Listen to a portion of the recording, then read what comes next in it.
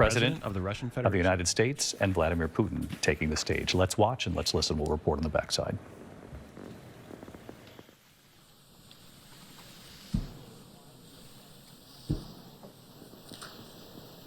Уважаемый господин президент, дамы и господа, наши переговоры прошли в конструктивной и взаимоуважительной атмосфере, были весьма обстоятельными и полезными. Хотел бы еще раз поблагодарить моего американского коллегу за предложение приехать на Аляску. Вполне логично встретиться именно здесь, ведь наши страны, хоть нас разделяют океаны, на самом деле близкие соседи. И я, когда мы встретились, вот, вышли из самолетов, я так сказал: добрый день, дорогой сосед, очень приятно видеть вас в добром здравии и живым. И по-соседски это очень звучит, по-моему, по-доброму. Нас разделяет только Берингов пролив, да и то там два We're острова separated by the Strait of Bering, though there are two islands only between the Russian island and the U.S. island. They're only 4 kilometers apart. We're close neighbors, and it's a fact. It's also important that Alaska has to do with our common heritage, common history between Russia and the U.S., and many positive events have to do with that territory. Still, there is tremendous cultural heritage back from the Russian America. For example, Orthodox churches and a lot of, more than 700 geographical names of Russian origin. During the Second World War, it was here in Alaska that was the origin of the legendary air bridge for the supply of military aircraft and other equipment under the Lend-Lease program. It was a dangerous and treacherous route over the vast emptiness of ice. However, the pilots of both countries did everything to bring closer the victory. They risked their lives and they gave it all for the common victory. I was just in the city of Magadan in Russia, and there is a memorial there dedicated to the Russian and the U.S. pilots. And there are two flags, the U.S. flag and the Russian flag. And I know that here as well there is such a memorial. There is a military burial place several kilometers away from here. The Soviet pilots are buried there who died during that dangerous mission. We're thankful to the citizens and the government of the U.S. for carefully taking care of their memory. I think that's very worthy and noble. We'll always remember other historical examples when our countries defeated common enemies together in a spirit of battle camaraderie and allyship that supported each other and facilitated each other. I'm sure that this heritage will help us rebuild and foster mutually beneficial and equal ties at this new stage, even during the hardest conditions. It is known that there have been no summits between Russia and the U.S. for 4 years, and that's a long time. This time was very hard for bilateral relations, and let's be frank, they've fallen to the lowest point since the Cold War. I think that's not benefiting our countries and the world as a whole.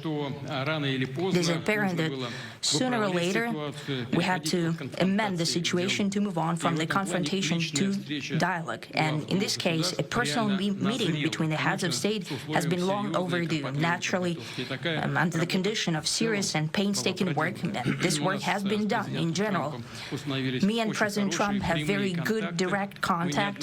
We've spoken multiple times. We spoke frankly on the phone. And special envoy of the president, Mr. Witkoff, traveled out to Russia several times. Our advisors and heads of foreign ministries kept in touch all the time.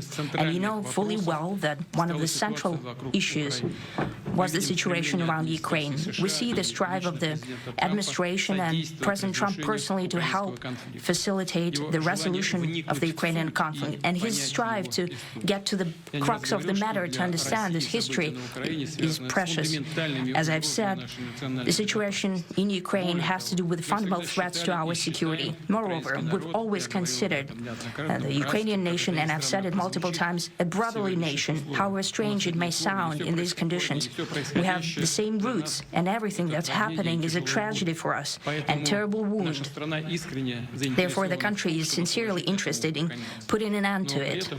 убеждены, At the same time, we're convinced that in order to make the settlement lasting and long-term, we need to eliminate all the primary roots, the primary causes of that conflict. And we've said it multiple times, to consider all legitimate concerns of Russia and to reinstate a just balance of security in Europe and in the world on the whole. And I agree with President Trump, as he has said today, that naturally the security of Ukraine should be ensured as well. Naturally, we are prepared to work on that. I would like to hope that the agreement that we've reached together will help us bring closer that goal and will pave the path towards peace in Ukraine. We expect that Kiev and European capitals will perceive that constructively and that they won't throw a wrench in the works. They will not make any attempts to use some backroom dealings to conduct provocations to torpedo the nascent progress. Incidentally, when the new administration came to power, bilateral trade started to grow. It's still very symbolic. Still, we have a growth of 20%. As I've said, we have a lot of dimensions for joint work. It is clear that the U.S. and Russian investment and business cooperation has tremendous potential. Russia and the U.S. can offer each other so much in trade, digital, high-tech, and in space exploration. We see that Arctic cooperation is also very possible. And our international context, for example, between the Far East of Russia and the West Coast of the U.S.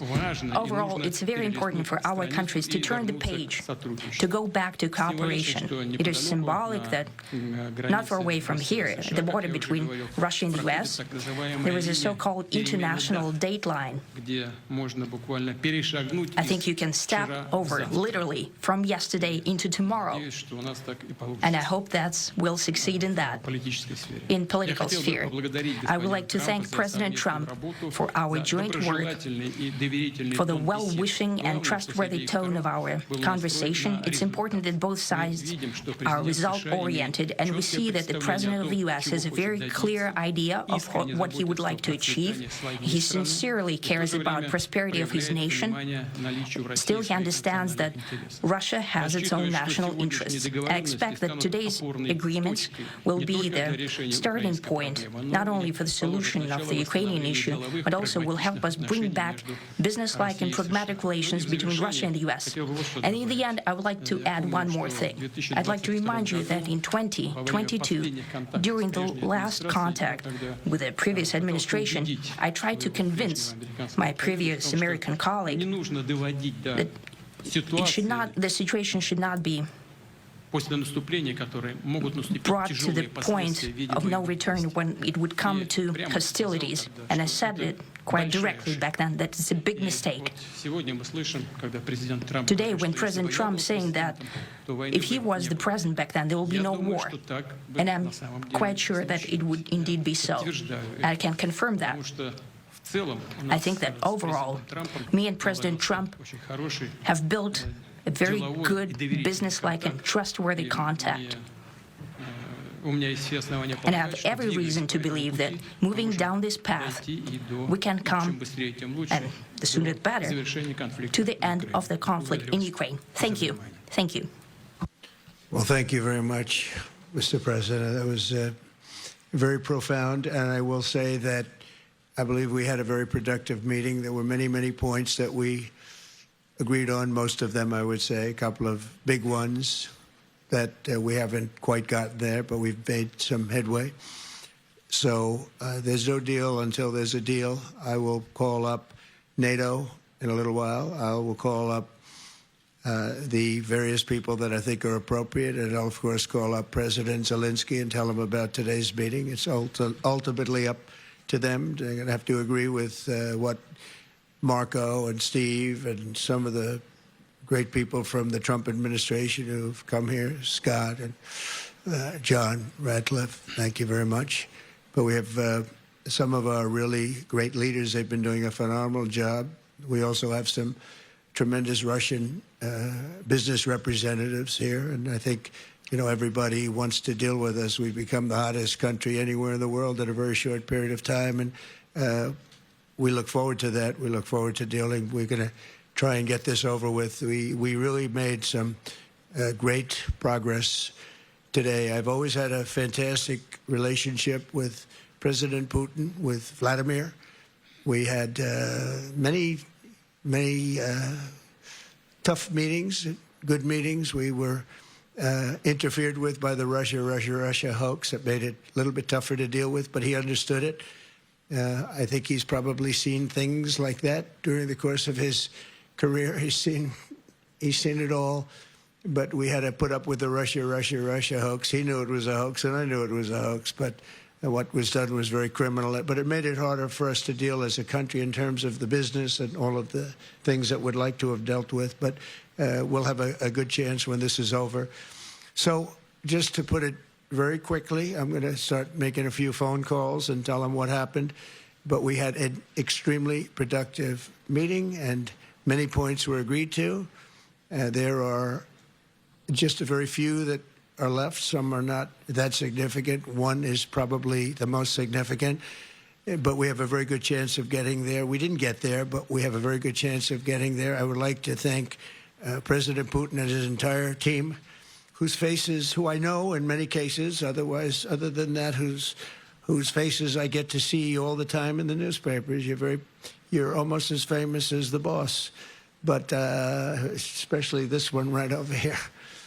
But we had some good meetings over the years, right? Good, productive meetings over the years, and we hope to have that in the future. But let's do the most productive one right now. We're going to stop really 5,000, 6,000, 7,000, thousands of people a week from being killed, and President Putin wants to see that as much as I do. So, again, Mr. President, I'd like to thank you very much, and we'll speak to you very soon and probably see you again very soon. Thank you very much, Vladimir. Next time in Moscow. Oh, that's an interesting one. I don't know. I'll get a little heat on that one, but I could see it possibly happening. Thank you very much, Vladimir. And thank you all. Thank you. Thank you. Thank you so much.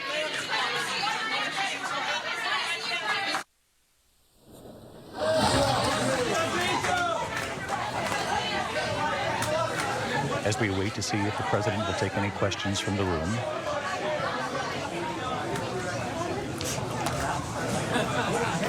There you have it. Vladimir Putin first addressing reporters, then President Trump addressing reporters as well, talking about what he called, this is President Trump, an extremely productive meeting. That's how he characterized the summit. He said many points we agreed to. There are some points left, including one point that's pretty significant. Did not go into detail about what that point was. He did say we're going to save thousands of lives, and he believes that President Putin wants that as well, but didn't clearly say flat out that they have agreed to a ceasefire that begins, whenever. That was not declared by either one of these leaders. He also said that he would be contacting NATO and calling President Zelenskyy, as we had been reporting in our coverage earlier today. President Trump earlier this week promised that he would call President Zelenskyy after this summit. So a clear indication from President Trump that that call has not happened yet, though he fully intends to do so. He also intends to call his European allies in the EU, leaders of, I gather, the UK, France, other countries that have been involved in the coalition that has supported Ukraine from the very beginning. I want to bring in Mary Bruce, who is in the press briefing room. And Mary, if you can hear me, I'm just bringing the audience up to speed here on what we have just witnessed here together live on the air. Again, President Trump calling this extremely productive, saying many points agreed to, some points left. He said one point is pretty significant, but he suggested that perhaps we could get there. I did not hear, and correct me if I'm wrong, I did not hear any declaration of a ceasefire. No, you certainly did not, and I have to say, I don't think I've ever been left after hearing from the President of the United States with so many questions. They both came out in these short remarks suggesting that progress has been made. Vladimir Putin using the word agreement, saying, I expect that today's agreement will be a good starting point. The President referencing the fact that they aren't quite there, which hinted at the point that they didn't get, it appears, the full ceasefire that President Trump was hoping for. But he kept alluding to this progress. What is the progress? That is the big question, and one that we still do not have the answer to. This was incredibly vague, and I have to say, with quite literally the entire world watching, with the future of Ukraine hanging in the balance, to not have any clarity here is pretty astounding. Now, President Trump said he was going, obviously, to be speaking with Ukrainian President Zelenskyy. He was hoping that coming out of this meeting that they were going to have a ceasefire and that he was going to be announcing a trilateral meeting, that he was going to be announcing that they were finally going to get Vladimir Putin and Volodymyr Zelenskyy in the same room. It seems we are still a ways away from that, David. So, Mary, perhaps I'll give you a little break here. For our audience at home, we're going to stay on the air through 7:30 Eastern here for another 20 minutes or so. We're going to let our White House teams do some reporting here in the meantime. Mary and Rachel Scott also traveling with the president to try to see if we can get some clarity from the White House about what this agreement is, because you did hear Vladimir Putin there at the top of the press conference, as Mary just alluded to, and I heard it as well. Vladimir Putin saying that they had reached an agreement, though he did not offer any details of what this agreement would be. Vladimir Putin talking about the relationship between the U.S. and Russia, the chilliness to that relationship for a very long time. He said it was time to re-engage both countries. He talked about Alaska too, by the way, and the history of Alaska, which, by the way, was sold to the U.S. back in 1867. Many of you have read that in the coverage leading up to this summit. Sold for $7.2 million back in 1867. Talked about the history of Alaska, the common heritage, he called it. Vladimir Putin then went on to talk about the economy and about trade with the U.S., talked about the trustworthy nature of the conversation with President Trump and the others who were in the room from the Trump administration. And he used the word agreement. We all took note of that. The control room did as well. And we were hoping that when President Trump began speaking, that perhaps he would shed some light on what this agreement is. So when President Trump began speaking, you all heard it with us at home. He said it was an extremely productive meeting. Many points agreed to, some points left. And I have the actual quote here because I think this is the most clarity we had from President Trump. We had an extremely productive meeting and many points were agreed to. There are just a few that are left. Some are not that significant. One is probably the most significant, but we have a very good chance of getting there. I guess my notes were pretty close to what the actual quote was. Martha Raddatz, our Chief Global Affairs anchor, is on the ground in Anchorage. And Martha, we knew this would be high stakes. President Trump used those words going into this summit. And as of now, there is not much clarity as to what this agreement that Vladimir Putin noted is. And certainly they did not use the word ceasefire. They did not use that word at all, and that's what President Trump said. Unless he had a ceasefire at the end of these meetings, there would be severe consequences. It certainly doesn't sound like anything like that is going to happen. But as Mary said, it was completely vague. I think all of us were sitting there waiting for Donald Trump to announce just what an agreement was, if there was an agreement, and we got nothing. In my notes, David, I have that Donald Trump said no deal until there is a deal. So that's probably the firmest thing he said, that there was no deal, even though he said there was progress in these several different points. And, you know, obviously the Russians have several sticking points. Ukraine has a lot of sticking points, and we don't know exactly what Donald Trump believes was agreed upon in this meeting. But it does not sound, and he certainly did not announce any kind of ceasefire, and that is what Donald Trump said he wanted, and it doesn't appear that's what he got. Is there progress in that relationship? Vladimir Putin seemed very happy about the meeting and getting to meet with Donald Trump again. You heard the president also bring up what he calls the Russia hoax. That in 2018 is what he talked about a lot. But this meeting, there is so much at stake. The future of Ukraine, people on the ground, war, and the incredible toll that war has taken over these past 3 years. So the call to Zelenskyy, I don't think he is going to be pleased about that call, because just listening to Vladimir Putin say how the relationship has changed and that they're talking again is not necessarily going to please Zelenskyy. David?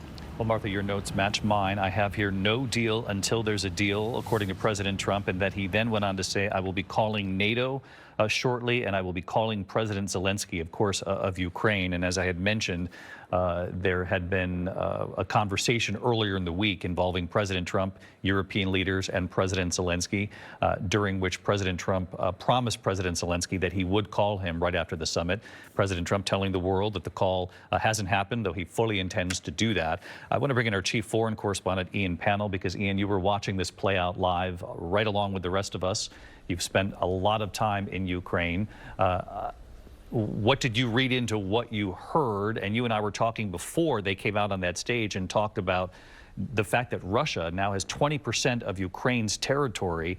And obviously that falls into the category of what we think we heard from President Trump here. Points left, one pretty significant point. I would gather, once we learn the details of this, the significant point likely involves much of that land and who is going to get much of this 20% of this territory that Russia fully intends to hold on to, and that Ukraine has signaled it's not willing to give up.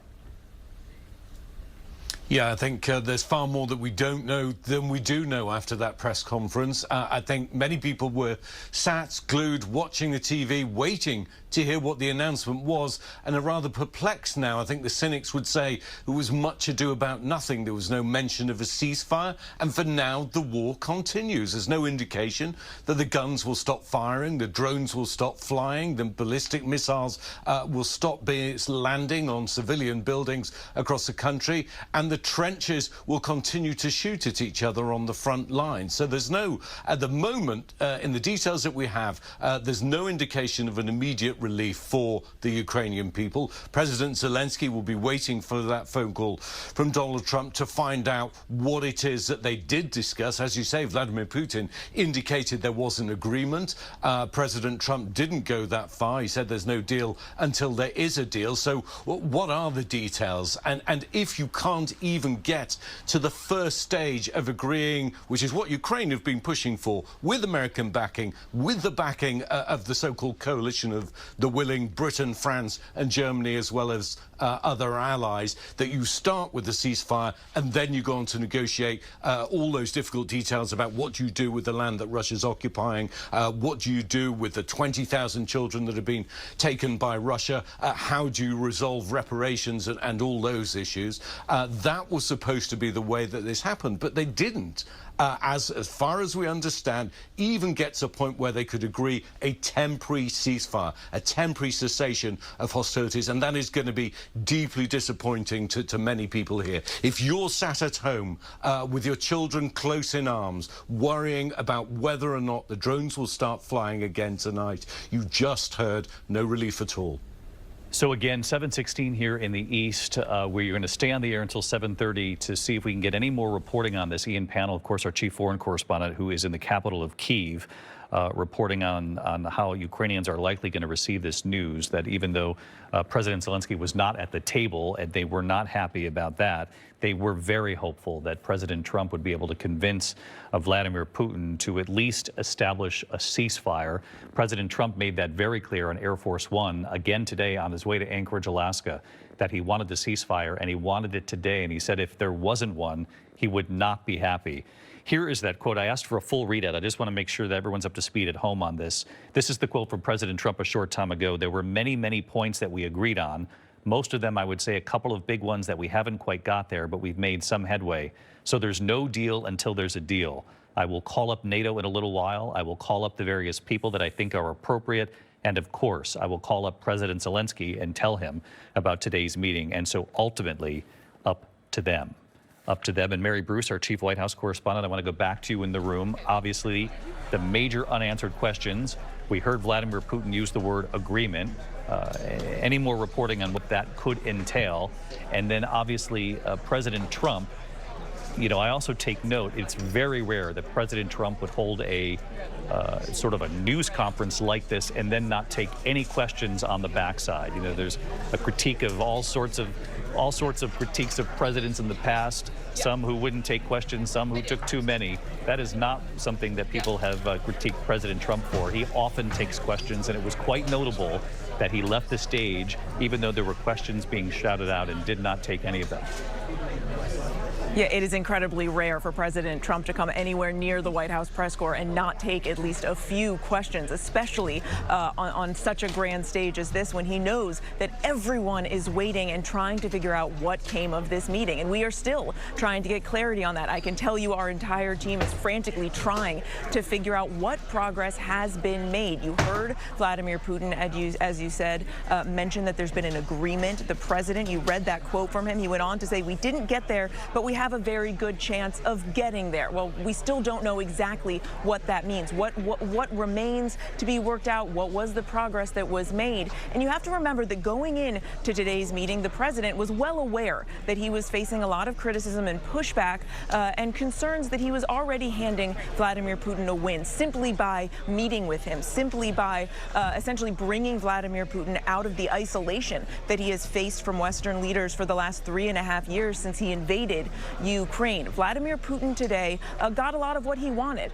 He got this huge photo op, that friendly welcome from President Trump, the two of them rather chummy on the red carpet on the tarmac earlier today, then meeting one-on-one for 3 hours. More than that, Vladimir Putin had a chance to discuss other issues we know beyond Ukraine with President Trump and his delegation, things like nuclear arms control, trade, economic cooperation.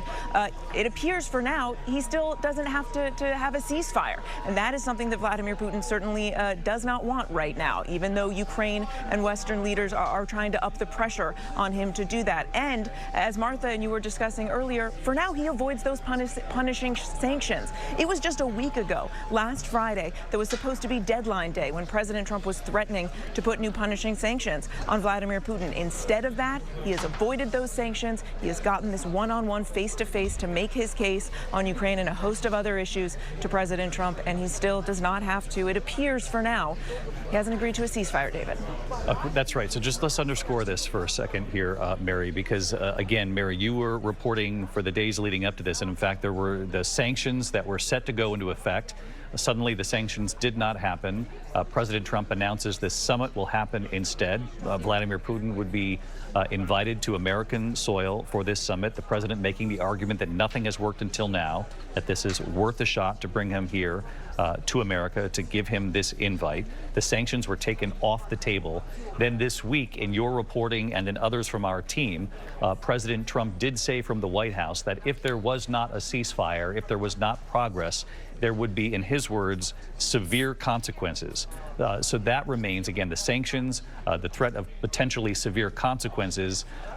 You have to put that up against the signal that we heard from President Trump about some points left. One of them's pretty significant. The president also looking past sort of the conflict in Ukraine, talking about better relations and in particular business relations with Russia.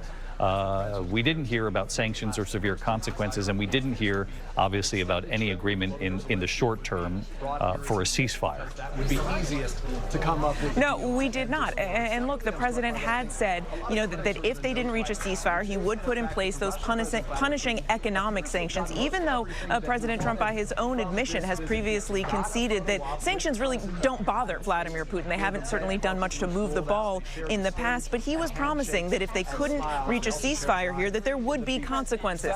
That's one of many questions remaining here. Will there still be those consequences? And of course, he also said that if they didn't reach a ceasefire, he was going to walk away. Well, it certainly didn't look like he was walking away.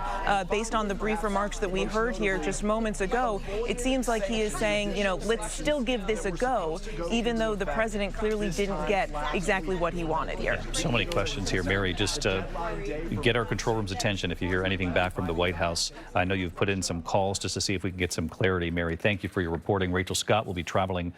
She's in the press pool, traveling with the president back on Air Force One if and when he takes flight to get back to Washington. And she was able to get questions to him on the way here as well. So perhaps that will be a window into what we're dealing with here, what we should be reporting on as far as what's been achieved or what hasn't, quite frankly. I want to bring back in Martha Raddatz because, Martha, not only have you and I traveled to Ukraine, you recently were in Russia. You witnessed in that country what it has been like with Vladimir Putin not getting the attention of Western leaders. He hasn't since the invasion of Ukraine. And you juxtapose that with the images of him arriving in Anchorage, Alaska today, a very warm welcome embrace on the red carpet. And perhaps one of the most telling images that actually just sort of traveled the world almost immediately was Vladimir Putin's smile through the presidential limousine when he got into the what's called the Beast with President Trump to travel to the summit together. It would seem, at least as far as that's concerned, the PR part of this for Vladimir Putin is exactly what he was looking for. I think it's exactly what he was looking for, David, especially, as you said, in the backseat in the Beast, alone with President Trump, side by side in the U.S. presidential limousine. Now, in Russia, when I was there, he had the military parades there that are an incredible sight to see, lots of goose-stepping soldiers. I also, on that day in May, interviewed Dmitry Peskov, his spokesperson, and I asked him about those sanctions, and just what Mary was saying. He said, well, I understand there's pressure to speed up the process, but you know, it's very hard to threaten Russia with sanctions. We are a country that is not loaded and is not overloaded by sanctions. We are the country that's experiencing maximum sanctions, and we're a country that's used to living with sanctions and used to living with sanctions quite well. Now, just walking around Moscow, it's a beautiful city. There's no question about that, but people are suffering. The economy really is suffering there. People are suffering. So he may say that again and again, and it was pointed out to me, well, look, you know, Starbucks left, but we've replaced it with Stars Coffee. We're doing just fine. But you really dig deeper there, and there is truly an economic crisis. But Vladimir Putin doesn't seem to care about that. And if there was no ceasefire today, and if, given what President Trump said, he's now dodged those threatened sanctions, rather, a couple of times, David. Last Friday, when he agreed to this summit and said, you know, the deadline's passed, but we'll have this summit together. And today, if there is not an agreed upon ceasefire, and as Mary said, it does not appear to be the case today, then where are those severe consequences? So there are so many questions left, David, and so much to learn for the rest of the world, and especially there in Ukraine. So on this point, David. Martha, just before I let you go here, we have a few seconds left on this point. No deal until there's a deal, President Trump said. He said many points left we agreed to, but some points left. One point is pretty significant, he said. But Martha, we know President Trump said going into this, he wanted immediately to set up a second meeting, a second summit with President Zelenskyy and Putin. Didn't hear the word ceasefire, said there are points outstanding, so it would seem any hope of this secondary meeting feels a ways off here. It sure does, and he is talking to President Zelenskyy. I'm sure President Zelenskyy was glued to the television set watching to see what was happening here in Anchorage, but it really does seem a ways off with that meeting, and you know, is it the land swap they're stuck on, David? Our Chief Global Affairs anchor, Martha Raddatz, who is in Anchorage, Alaska, will be anchoring a special edition of This Week on Sunday. I thank you for being here on a Friday night. Our coverage continues on ABC News Live, abcnews.com. From all of us at ABC News, good night. This has been a special report from ABC News.